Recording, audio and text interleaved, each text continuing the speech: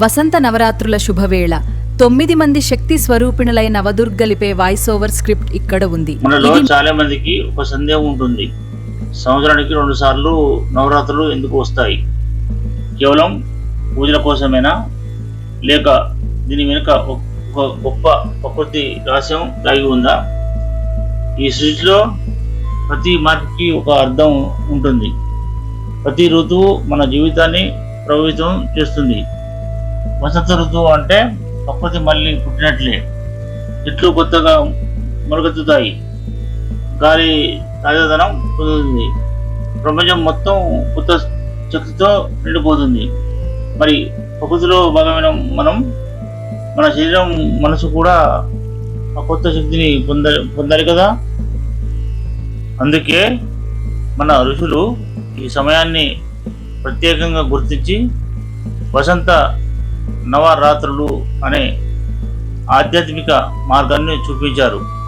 ఇది కేవలం పూజల సమయం కాదు, మనలోని నెగటివిటీని తొలగించి కొత్త జీవశక్తిని పొందే పవిత్ర సమయం. ఈ వీడియోలో వసంత నవరాత్రుల వెనుక ఉన్న అసలు రహస్యం, ఆధ్యాత్మికతతో పాటు శాస్త్రీయ కారణాలు కూడా తెలుసుకుందాం. మనలో చాలామంది ఒక ప్రశ్న అడుగుతారు, పూజలు ఎందుకు చేయాలి? దేవుడికి నిజంగా ఇవి అవసరమా? నిజానికి పూజ దేవుడి కోసం కాదు, మన కోసం. పూజ అనేది ఒక ఆచారం మాత్రమే కాదు, మన శరీరం, మనస్సు, ఆత్మను సమతుల్యం చేసే ఒక శాస్త్రీయ విధానం.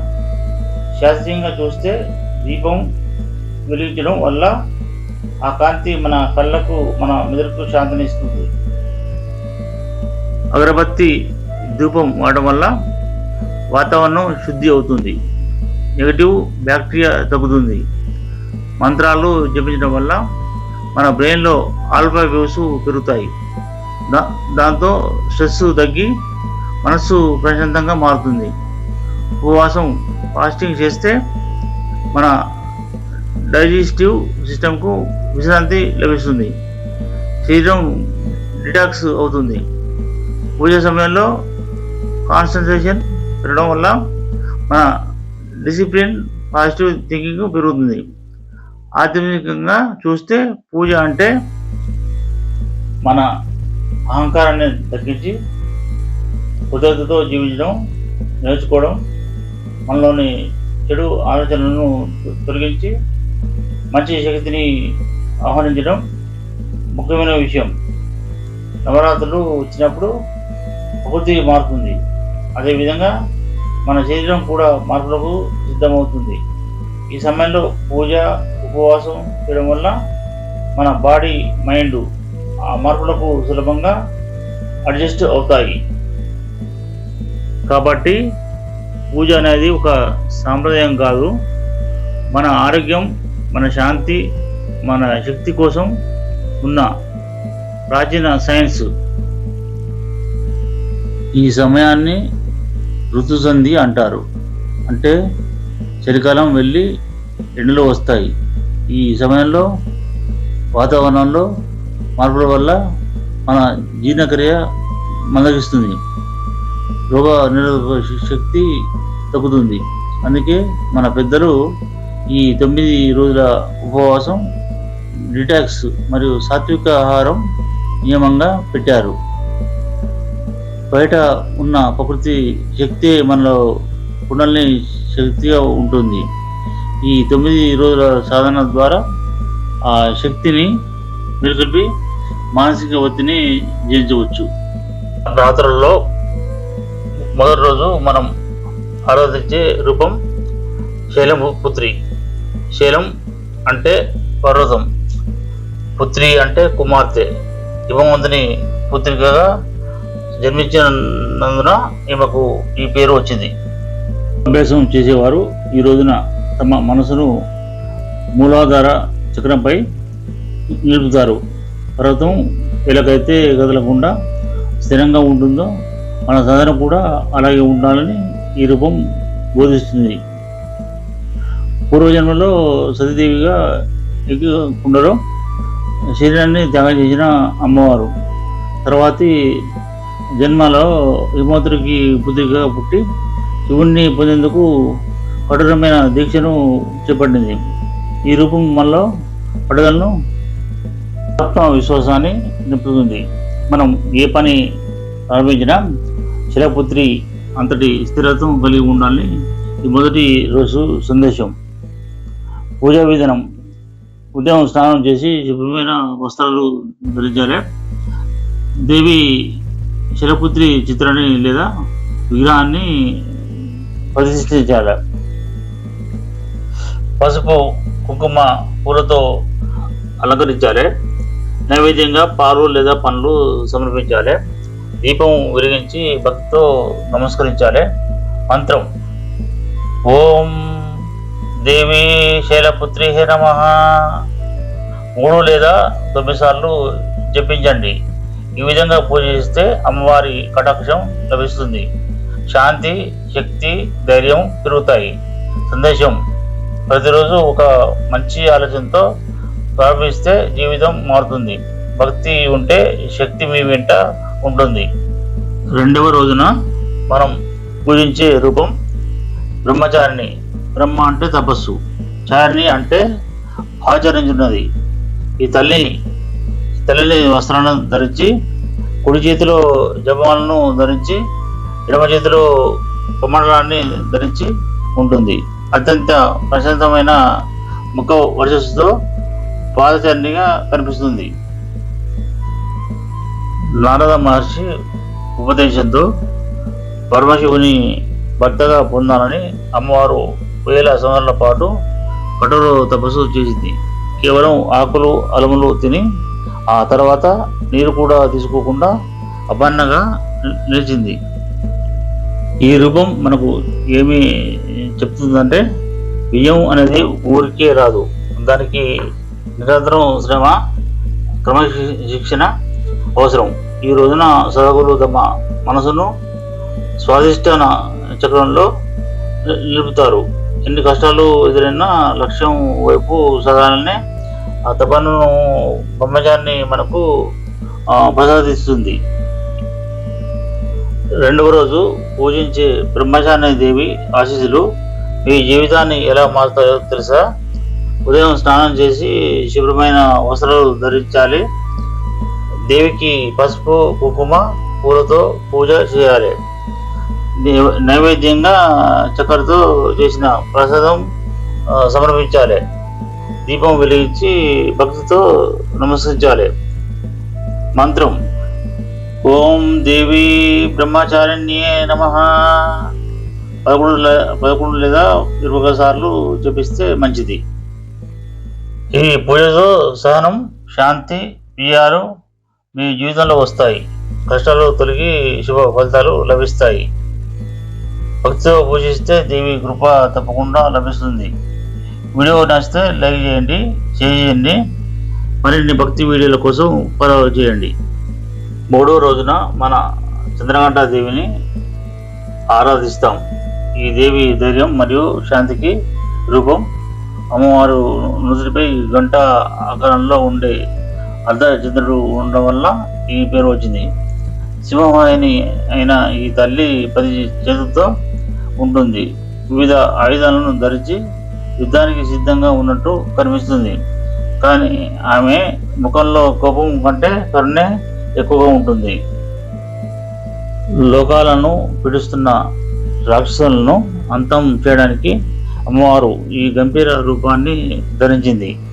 ఆమె చేతి నుండి ఘంటానాదం వెంటనే దుష్ట శక్తులు భయంతో పారిపోతాయి.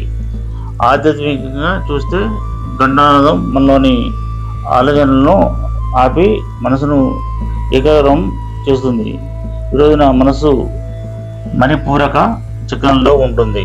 భయం నుండి విముక్తి పొంది ధైర్యంగా జీవించడమే చంద్రఘంట దేవి ఇచ్చే వరం.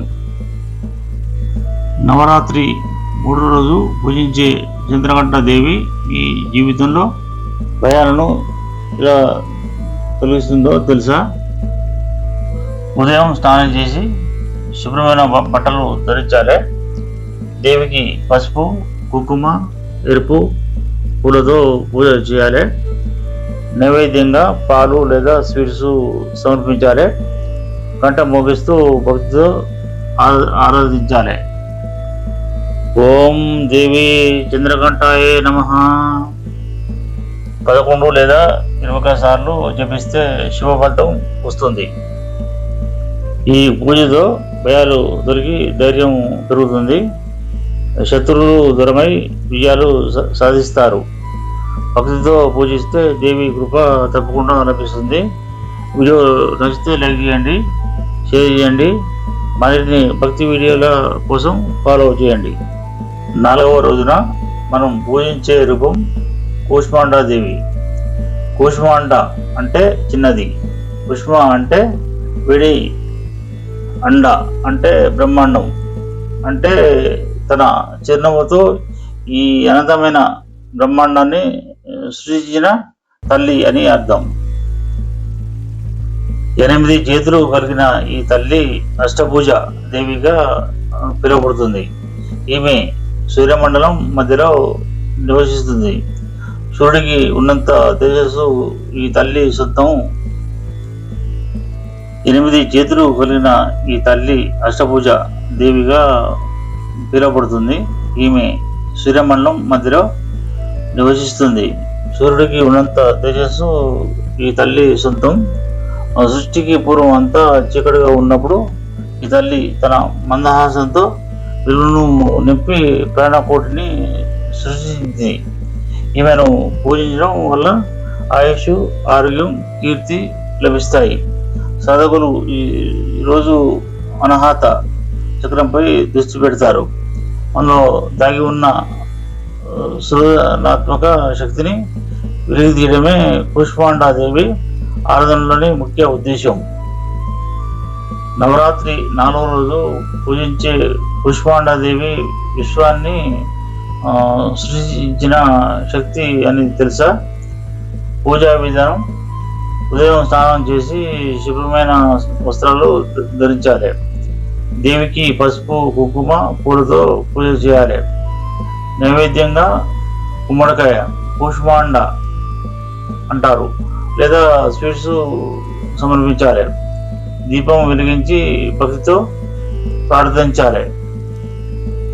ఓం దేవి కూష్మాండాయ నమః 11 లేదా 21 సార్లు జపిస్తే శుభ ఫలితాలు వస్తాయి. ఈ పూజతో ఆరోగ్యం, ఆయుష్ పెరుగుతుంది. జీవితంలో ఆనందం, సంపద పెరుగుతుంది. కూష్మాండాదేవి ఆశీస్సులతో మీ జీవితం వెలుగుతో నిండాలి. వీడియో నచ్చితే లైక్ చేయండి, షేర్ చేయండి. మరిన్ని భక్తి వీడియోల కోసం ఫాలో చేయండి. 5వ రోజున మనం స్కందమాతను కొలుస్తాం లేదా పూజిస్తాం. స్కందుడు అంటే కుమారస్వామి, కార్తికేయుడు స్కందుని తల్లి కాబట్టి ఈమె స్కందమాత అయింది. సింహంపై కూర్చొని ఉన్నప్పటికీ ఒళ్ళో బాల స్కందుని ఎత్తుకొని ఉంటుంది. 4 చేతుల్లో 2 చేతులు పద్మాలను ధరించి ఒక చెయ్యి అభయ ముద్రలో ఉంటుంది. తారకాసురుడనే రాక్షసుని వధించడానికి జన్మించిన కుమారస్వామికి యుద్ధ విద్యలు నేర్పించి లోక కళ్యాణానికి సిద్ధం చేసిన తల్లి ఈమె. ఒక తల్లి తన బిడ్డను ఇలా రక్షించడంతో భక్తులను అలాగే కాపాడుతుంది. ఈ రోజున మనస్సు విశుద్ధ చక్రంలో ఉంటుంది. స్కందమాతను పూజిస్తే జ్ఞానంతో పాటు కోరికలు నెరవేరి ప్రశాంతత లభిస్తుంది. నవరాత్రి 5వ రోజు పూజించే స్కందమాతాదేవి ఆశీస్సులు మీ కుటుంబానికి శాంతి, సంతోషం తీసుకొస్తాయని తెలుసా? పూజా విధానం: ఉదయం స్నానం చేసి శుభ్రమైన వస్త్రాలు ధరించాలి. దేవికి పసుపు, కుంకుమ, తెల్ల పూలతో పూజ చేయాలి. నైవేద్యంగా అరటి పండ్లు లేదా స్వీట్స్ సమర్పించాలి. దీపం వెలిగించి భక్తితో ప్రార్థించాలి. ఓం దేవి స్కందమాతాయే నమః 11 లేదా 20 సార్లు జపిస్తే శుభ ఫలితాలు పొందుతారు. ఈ పూజతో కుటుంబంలో శాంతి సుఖం పెరుగుతుంది, సంతానం సంబంధిత ఆశలు లభిస్తాయి. స్కందమాత దేవి కృపతో మీ జీవితం ఆనందంగా ఉండాలి. వీడియో నచ్చితే లైక్ చేయండి, షేర్ చేయండి. మరిన్ని భక్తి వీడియోల కోసం సబ్స్క్రైబ్ చేయండి. నవరాత్రుల్లో 6వ రోజు ఆరాధించే రూపం కాత్యాయని దేవి. కాత్యాయని మహర్షికి కుమార్తెగా జన్మించినందున ఈ పేరు వచ్చింది. బంగారు వనంలో మెరిసిపోయే దేవి 4 చేతులలో ఖడ్గం పద్మం కలిగి ఉండి అభయ వరద ముద్రలను చూపిస్తుంది. ఈమె అత్యంత పరాక్రమవంతురాలు. మహిషాసురుడనే రాక్షసుడి అరాచకాలు మితిమీరినప్పుడు ముక్కోడి దేవతలు కలిసి శక్తులన్నీ కలిసి ఒక తేజస్సుగా మారి కాత్యాయనిగా అవతరించాయి. ఈమెను పూజించడం వల్ల పెళ్లి కాని వారికి వివాహ గడియలు వస్తాయని, జీవితంలోని ఆటంకాలు తొలగిపోతాయని నమ్మకం. సాధకులు ఈరోజు ఆజ్ఞా చక్రంపై ధ్యానం చేస్తారు. ధర్మాన్ని రక్షించడానికి అవసరమైన శక్తిని ఈ తల్లి మనకు అందిస్తుంది. నవరాత్రి 6వ రోజు పూజించే కాత్యాయని దేవి ఆశీస్సులు పెళ్లి సమస్యలు తొలగిస్తాయా? పూజ విధానం: ఉదయం స్నానం చేసి శుభ్రమైన వస్త్రాలు ధరించాలి. దేవికి పసుపు కుంకుమ ఎరుపు పూలతో పూజ చేయాలి. నైవేద్యంగా తేనె లేదా స్వీట్స్ సమర్పించాలి. దీపం వెలిగించి భక్తితో ప్రార్థించాలి.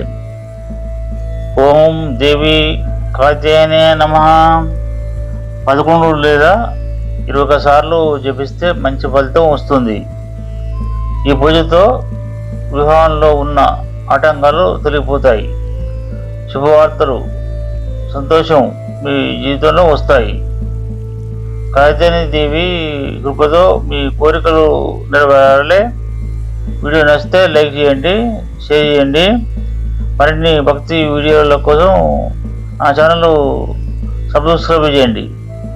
నవరాత్రులలో భాగంగా 7వ రోజున మనం కాళరాత్రిని పూజిస్తాం.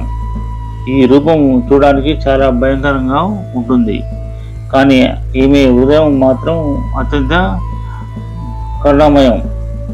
నల్లని వర్ణం, విరబూసుకున్న జుట్టు, మెడలో మెరిసే మాల, 3 కన్నులతో భయంకరంగా కనిపిస్తుంది. గాడిద ఈమె వాహనం.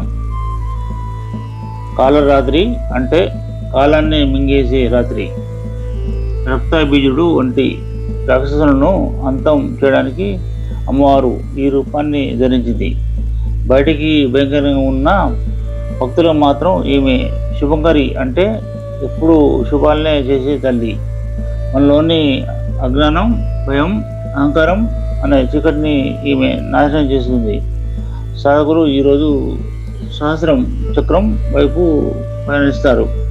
కాలానికి అధిపతి అయిన ఈ తల్లిని శరణు వేడితే ఈ కలసర్ప దోషాలు, గ్రహ దోషాలు దరిచేరు. నవరాత్రి పూజలో 7వ రోజు పూజించే కాళరాత్రి దేవి అన్ని భయాలను ఒక క్షణంలో తొలగించే శక్తి అని మీకు తెలుసా? పూజ విధానం ఎలా చేయాలో చూద్దాం. ఉదయం లేదా సాయంత్రం స్నానం చేసి శుభ్రమైన బట్టలు ధరించాలి. దేవికి ఎరుపు నల్ల పూలతో పూజ చేయాలి. నైవేద్యంగా బెల్లం లేదా స్వీట్స్ సమర్పించాలి. దీపం వెలిగించి భక్తితో ప్రార్థించాలి. ఓం దేవి కాళరాత్రి నమః 11 లేదా 21 సార్లు జపిస్తే దుష్ట శక్తులు దూరమవుతాయి. ఈ పూజతో భయాలు, నెగిటివ్ ఎనర్జీ తొలగిపోతాయి. ధైర్యం, రక్షణ, విజయం లభిస్తాయి. కాళరాత్రి దేవి ఆశీస్సులతో మీ జీవితం భయరహితంగా ఉండాలి. వీడియో నచ్చితే లైక్ చేయండి, షేర్ చేయండి. మరిన్ని భక్తి వీడియోల కోసం నా ఛానల్ వైష్ణవకృష్ణ బ్లాగ్స్కు సబ్స్క్రైబ్ చేయండి. నవరాత్రుల్లో భాగంగా 8వ రోజు అంటే అష్టమి రోజున మనం మహాగౌరిని ఆరాధిస్తాం. 9 ఏళ్ల ప్రాయంలో ఉన్నంత ముగ్ధ మనోహరంగా ఈ తల్లి ఉంటుంది. తెల్లని వృషభాన్ని ఎదురోహించి తెల్లని వస్త్రాలు ఆభరణాలు ధరించి ఉంటుంది. ఈమె రూపం అత్యంత గౌరవర్ణం అంటే తెలుపులో ఉంటుంది. శివుడి కోసం తపస్సు చేసినప్పుడు అమ్మవారి శరీరం నల్లగా మారిపోతుంది. అప్పుడు శివుడు గంగా జలంతో అమ్మవారిని కడగగా ఆమె శరీరం మళ్ళీ పూర్వపు కాంతితో మెరిసిపోతుంది. అందుకే ఈమె మహాగౌరి అయింది. ఈ తల్లిని పూజిస్తే గత జన్మ పాపాలన్నీ నశించిపోతాయి. మనసులోని కర్మశాలని తొలగిపోయి బుద్ధి స్వచ్ఛంగా మారుతుంది. అష్టమి రోజున చేసే పూజ అఖండమైన ఫలితాలను ఇస్తుంది. మహాదేవి అంటే సమస్త శక్తుల మూలం. ఆమెను పూజిస్తే జీవితంలో ఎలాంటి మార్పులు వస్తాయో తెలుసా? పూజా విధానం చూద్దాం. ఉదయం స్నానం చేసి శుభ్రమైన వస్త్రాలు ధరించాలి. దేవికి పసుపు కుంకుమ పూలతో పూజ చేయాలి. నైవేద్యంగా పండ్లు లేదా స్వీట్స్ సమర్పించాలి. దీపం వెలిగించి భక్తితో ప్రార్థించాలి. ఓం మై హ్రీం క్లీం చాముండే నమః 11 లేదా 20 సార్లు జపిస్తే మహాశక్తి లభిస్తుంది. ఈ పూజతో శక్తి, ధైర్యం, విజయాలు వస్తాయి. నెగిటివ్ ఎనర్జీ తొలగి శుభం కలుగుతుంది. మహాదేవి కృపతో మీ జీవితంలో సంతోషం ఉండాలి. వీడియో నచ్చితే లైక్ చేయండి, షేర్ చేయండి. మరిన్ని భక్తి వీడియోల కోసం నా ఛానల్ సబ్స్క్రైబ్ చేయండి. నవరాత్రుల్లో ఆఖరి రోజు సిద్ధి దాత్రి శ్రీరంగా ఉన్నట్టుగా ఈమె సర్వ విద్యలను ప్రబోధించే తల్లి. కమంపై ఆశీర్వాదై గజ చక్రం శంఖం పద్మం ధరించి ఉంటుంది. శివుడి అర్ధనారీశ్వర రూపంలో ఒక భావం ఈ సిద్ధి దాత్రి దేవి అని పురాణాలు చెప్తున్నాయి. సిద్ధులు అంటే మానవతీత శక్తులు. పరమశివుడు కూడా ఈ తల్లిని పూజించి అన్ని సిద్ధులను పొందాడు. ఈ రోజుతో నవరాత్రుల సాధన పూర్తవుతుంది. భక్తితో వేడుకుంటే లౌకికమైన విజయాలతో పాటు పారమార్థికమైన జ్ఞానం కూడా ఈ తల్లి ప్రసాదిస్తుంది. ఈమెను ఆరాధించడం అంటే సమస్త దేవతలను ఆరాధించినట్లే. నవరాత్రి 9వ రోజు పూజించే సిద్ధిదాత్రి దేవి మీ కోరికలను నిజం చేసే శక్తి ఉందని తెలుసా? పూజ విధానం: ఉదయం స్నానం చేసి శుభ్రమైన బట్టలు ధరించాలి. దేవికి పసుపు కుంకుమ పుష్పాలతో పూజ చేయాలి. నైవేద్యంగా పాయసం లేదా తీపి వంటలు సమర్పించాలి. దీపం వెలిగించి భక్తితో ప్రార్థించాలి. ఓం దేవి సిద్ధిదాత్రే నమః 11 లేదా 21 సార్లు జపిస్తే మంచి ఫలితాలు వస్తాయి. ఈ పూజతో కోరికలు నెరవేరుతాయి. జ్ఞానం, విజయం, ఆధ్యాత్మిక శక్తి పెరుగుతుంది. సిద్ధిదాత్రి దేవి ఆశీస్సులతో మీ జీవితం సుఖశాంతితో నిండాలి. వీడియో నచ్చితే లైక్ చేయండి, షేర్ చేయండి. మరిన్ని భక్తి వీడియోల కోసం సబ్స్క్రైబ్ చేయండి. వసంత నవరాత్రులు పూర్తయ్యే 9వ రోజే మనం శ్రీరామ నవమిని కూడా జరుపుకుంటాం. రాముడు కూడా శక్తిని ఆరాధించి విజయాలను పొందాడని చెబుతారు. ఈ 9 రోజులు కేవలం బొమ్మల గురువునే పూజల్లో గడవడం మాత్రమే కాదు, మన లోపల ఉన్న శైలపుత్ర స్థిరత్వం, బ్రహ్మచారిని తపన, కాత్యాయని ధైర్యం వంటి గుణాలను మేల్కొల్పుకోవాలి. ఈ ప్రకృతి ప్రవేశించే వసంతకాలంలో జగన్మాత అనుగ్రహం మనందరిపై ఉండాలని, మన జీవితాలు సుఖశాంతులతో నిండాలని కోరుకుందాం. సర్వమంగళ మంగళ్యే శివే సర్వార్థ సాధకే శరణ్యే త్ర్యంబకే గౌరీ నారాయణ నమస్తే. చైత్రమాసపు ఈ 9 పుణ్య దినాలలో నవదుర్గల వైభవాన్ని, వారి శక్తిని మనం స్మరించుకుందాం. ప్రకృతి చిగురించిన ఈ వసంత వేళ మనలోని అజ్ఞానం తొలగి కొత్త ఆలోచనలు, ఆశయాలు చిగురించాలని ఆశిద్దాం. ఈ నవరాత్రుల సాధన మీకు మానసిక ప్రశాంతతను, ఆరోగ్యాలను మరియు సకల కార్యసిద్ధిని ప్రసాదించాలని జగన్మాతను మనసారా ప్రార్థిస్తున్నాను. ధర్మాన్ని రక్షించే ఆ పరశక్తి ఆశీస్సులు లోకమంతటా వెళ్ళి విరియాలి. ఈ ఆధ్యాత్మిక ప్రయాణంలో మాతో కలిసి ఉన్నందుకు ధన్యవాదాలు. ఈ వీడియో మీకు నచ్చినట్లయితే మరింత మందికి ఈ శక్తి వైభవాన్ని చేరడానికి లైక్ చేయండి మరియు షేర్ చేయండి. ఇలాంటి మరిన్ని భక్తి విశేషాల కోసం మా ఛానల్ని సబ్స్క్రైబ్ చేసుకోవడం మర్చిపోకండి. సర్వం శక్తిమయం. అందరికీ వసంత నవరాత్రి మరియు శ్రీరామనవమి శుభాకాంక్షలు. ఓం శాంతి, ఓం శాంతి, ఓం శాంతి. మళ్ళీ కలుద్దాం. ధన్యవాదాలు.